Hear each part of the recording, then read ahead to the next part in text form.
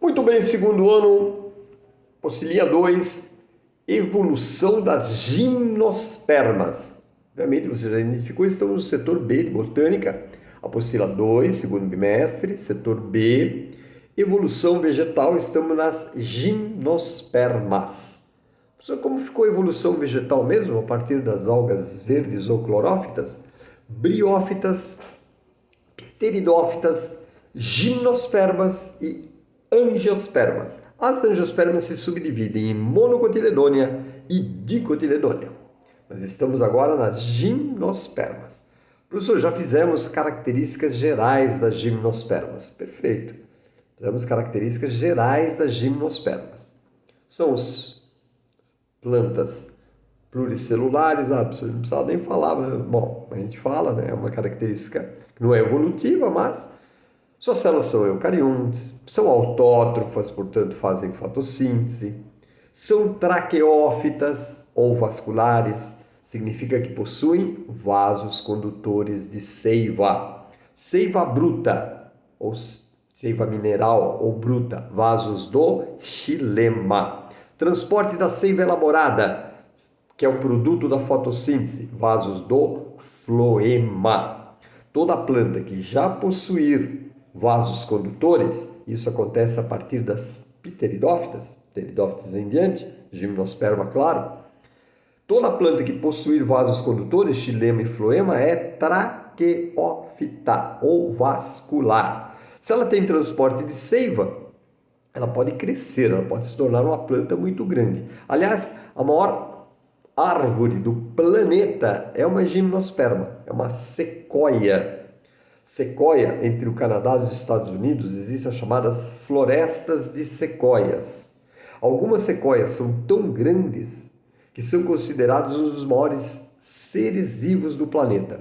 Elas têm mais de 20 metros de raízes. Imagina, 20 metros, cavou 20 metros de raízes e mais de 80 metros de altura. São necessários mais de 20 homens de braços entrelaçados para dar a volta ao seu tronco. Professor, gigante. É um patrimônio da humanidade, a floresta das sequoias. Né? A entrada do parque, né? Eles usaram uma sequoia, essa árvore, e cavaram nela um buraco. Fizeram um buraco por onde passa um carro. O tronco é tão grande, tão espesso, que eles cavaram um buraco, ó, e o carro passa por um túnel dentro do tronco da planta. Algumas vivem mais de 3.000 anos. Professor, mais de 3.000 anos a planta vive isso. Sequoias são plantas gigantes. Ó. E elas, logicamente, né, se não tivessem vasos condutores de seiva, não teria condição de chegar a esse tamanho, né? As sequoias são as maiores árvores do planeta. Embora o pinheiro, né, seja o exemplo típico da gimnosperma. Então elas são cormófitas. Seu corpo é um cormo. Significa que ela tem raiz de verdade, caule de verdade, folha de verdade. Elas são espermáfitas, ou seja, produzem sementes. E a semente aí no caso é o pinhão. Pinhão é a semente das gimnospermas. Professor, uma das características muito importantes é que ela, pela primeira vez, já não dependem da água para fecundação. Portanto, devem aparecer órgãos de reprodução. São chamados cones ou estróbilos. Os órgãos de reprodução são os cones ou estróbilos, que nós popularmente chamamos de pinha. Existe, inclusive, o estróbilo ou pinha masculina e o estróbilo ou pinha feminina. Professor, aí o gameta não precisa mais ter flagelo, ele não vai mais nadar na água, não há mais necessidade de flagelo. Porém, para que ele possa ir da pinha masculina para a feminina, ele precisa ser transportado. Entra o que nós chamamos agora de polinização. Tanto na gimnosperma quanto na angiosperma, mais na angiosperma inclusive, a polinização será extremamente importante, porque é através da polinização que o gameta, agora chamado grão de pólen, será transportado até a parte feminina. Então, a parte masculina, produtora do grão de pólen masculino, o grão de pólen, uma vez produzido, terá que ser transportado pelo polinizador. Nas gimnospermas, o órgão reprodutor é a pinha. Pinha, é o nome popular, né? Claro, cone ou estróbilo é o nome correto. São estruturas secas, sem atrativos, sem cores, sem perfumes, sem néctar.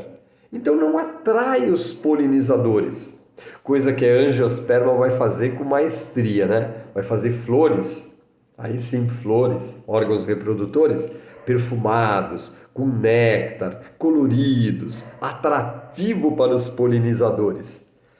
A gimnosperma, a pinha não tem graça, não tem alimento, né? Não serve de alimento, não é atrativa visualmente, não tem odores. Então o polinizador, nesse caso, é o vento. Ah, professor, a polinização, quem leva o grão de pólen da pinha masculina para a pinha feminina é o vento. Isso. O vento é que leva o grão de pólen, né? Então, o grão de pólen agora não precisa ter mais adaptações de natação, e sim de transporte pelo vento. A gente chama de grão de pólen alado, né? Porque ele consegue voar, o vento o transporta. Professor, mas deve ser feito então milhões, né? Porque a gente não sabe a direção do vento, se vai dar certo de chegar até... Exatamente. Isso obriga, né, o grão de pólen a ser produzido aos milhões. Milhões e milhões e milhões de grãos de pólen são produzidos na pinha masculina, né? E serão transportados pelo vento. Nós damos o nome disso de anemofilia. Anemofilia é quando a polinização é feita pelo vento. Então, polinização pelo vento, anemofilia. Professor, e não é a gimnosperma, então a polinização se dá por anemofilia. Perfeito. Muito bom.